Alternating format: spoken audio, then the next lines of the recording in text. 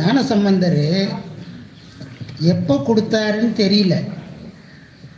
ஆனால் இந்த பதியத்தில் இருக்கிற ஒவ்வொரு வரியும் எத்தனை பிறவி எடுத்தாலும் அதுக்கு சமமாக ஈடு கொடுக்கக்கூடிய பதியம்.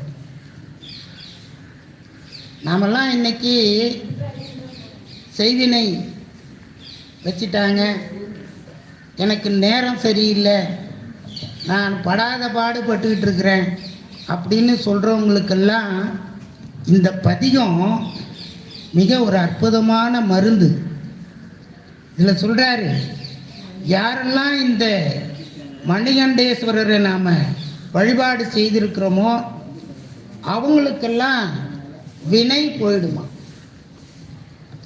யாராவது உங்களுக்கு செய்வினை செய்துட்டாங்கன்னு பயப்படாதீங்க. அப்படி ஏதாவது செய்வினை செய்தாங்கன்னா அது சாமி பார்த்துக்குவார்.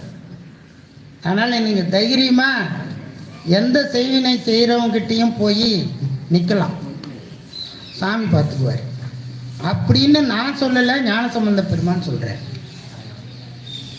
அடுத்தபடியாக நமக்கெல்லாம் வினை நீங்கின உடனே நமக்கு ஒரு மருந்து வேணும். என்ன மருந்து?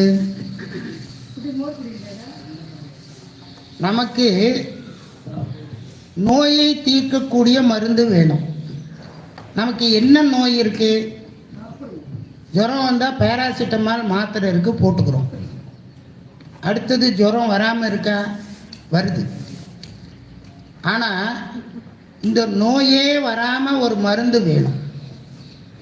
அதுக்கு ஞானசம்பந்த பெருமான் இந்த தலத்தில் வியாழ குறிஞ்சின்ற ஒரு பண்ணில் ஒரு மருத்துவ குணம் வாய்ந்த ஒரு பண்ணு.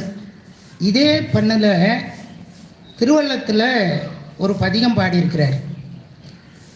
அர்த்தநாரீஸ்வரர் திருச்செங்கோட்டில் ஒரு பதிகம் பாடியிருக்கார் குளிர் ஜுரம் போகிறதுக்கு. ஆனால் இங்கேயும் வந்து பாடியிருக்கிறார். இங்கேயும் திருமால் பேர்லையும் இந்த பதியத்தை பாடியிருக்கிறார். இது என்ன மருந்துன்னா, இந்த மருந்து இந்த அடியார்களுடைய வினையெல்லாம் நாசம் பண்ணக்கூடிய மருந்து. அப்படிப்பட்ட மருந்தை இந்த தளத்தில் வரக்கூடிய அடியார்களுக்கு இறைவன் இந்த பதியத்தின் மூலமாக கொடுக்கிறார் என்பதுதான் உண்மை. பாருங்க, கடைசியில் 4வது வரியில் மருந்தவன் வளநகர் மாப்பேரே. இந்த ஊருக்கு வந்துட்டாலே நமக்கு எல்லாத்துக்கும் சேர்த்து ஒரு மருந்து கொடுத்துட்றாரு சாமி. அந்த பதியத்தை இப்போ நாம் விண்ணப்பம் செய்யணும்.